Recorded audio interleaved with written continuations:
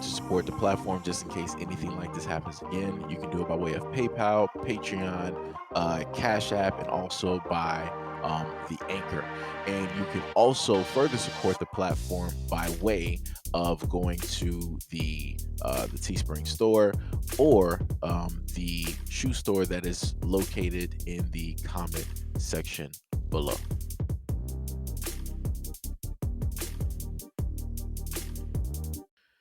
All right, so I feel like I gotta just say this every single time I do one of these videos. In no way, shape, or form is this supposed to be any type of hatred or cause any type of fear or anything like that towards those who are part of the LGBT Q community.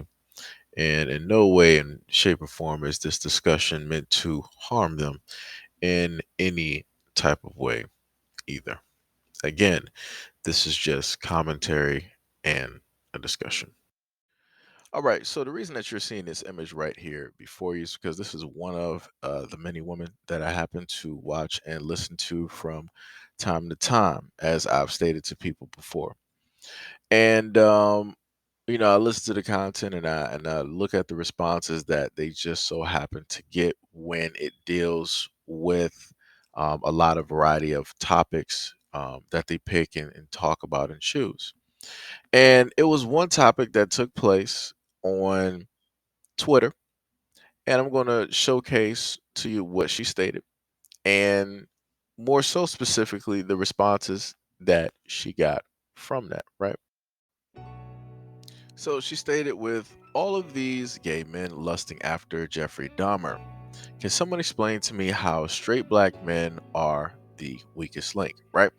Now, in what she is stating is the fact that throughout a lot of time, you've had a lot of people basically state from all walks, right? So it doesn't matter if anybody that's other than straight has listed that black men are the weakest aspects, right? When it comes to being a man, when it comes into representing men and different things of that nature, right?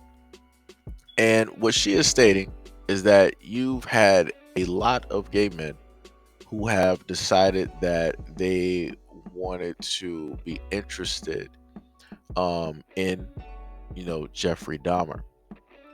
And she's trying to make the comparison and let people know it's like, yo, the weird part is that these individuals, in a sense, went with a guy that was very suspicious in the things that he did a variety of things.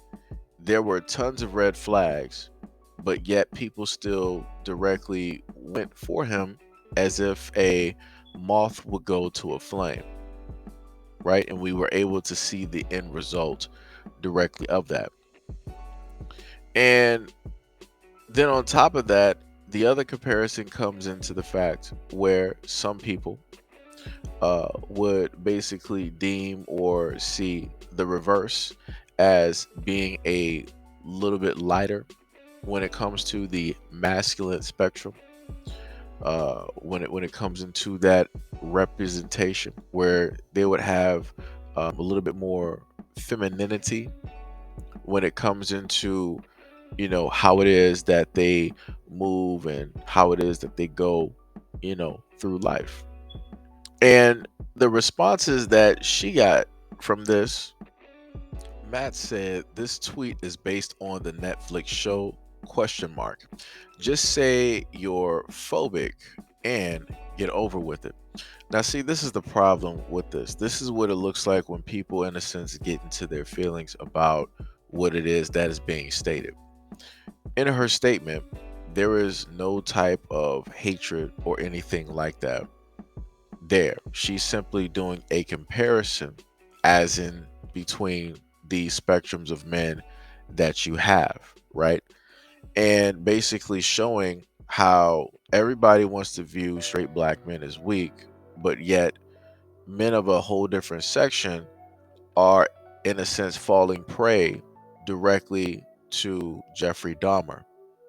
And that's specifically what she is stating. If you're going to state that straight black men are the only ones out here that are the weakest link, then explain how is it that something like this, like a Jeffrey Dahmer, could potentially trick and, get other men and presumably, take their lives and do all of the horrendous, atrocious things that he did.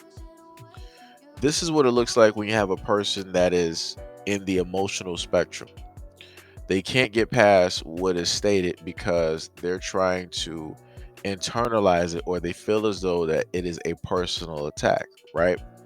But the same thing that she stated originally can be stated for this. So in this image that you have Ed Buck, who had a lot of, I guess you could say, prowess. He knew a lot of people in the political arena. He had a lot of friends, shook a lot of hands, and he is as well a part of the gay community. And Ed Buck was specifically targeting, and he went after black gay men. And Ed Buck was also giving them narcotics, which then ended up having them overdose on said narcotics. Right?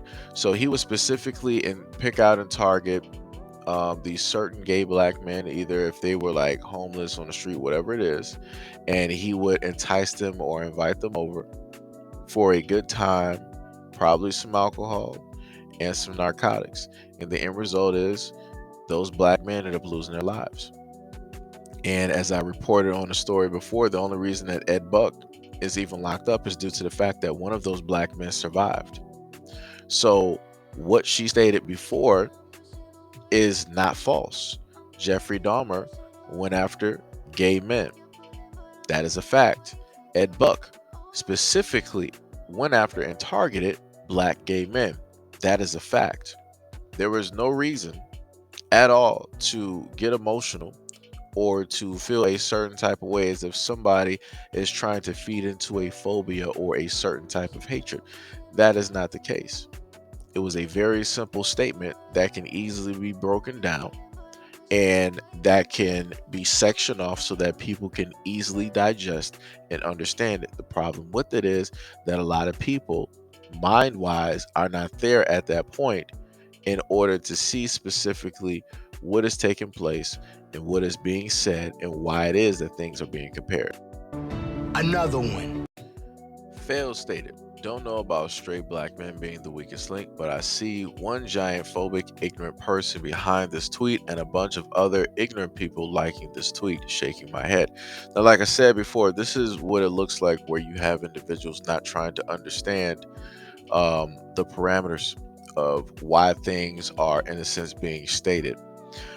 Because the same exact thing that others have stated about straight black men being the weakest link, you've had black men who are in the gay community state that about black men as well, even though knowing the fact that they are a black man, but they differentiate themselves due to the fact that the other side is straight and they are not.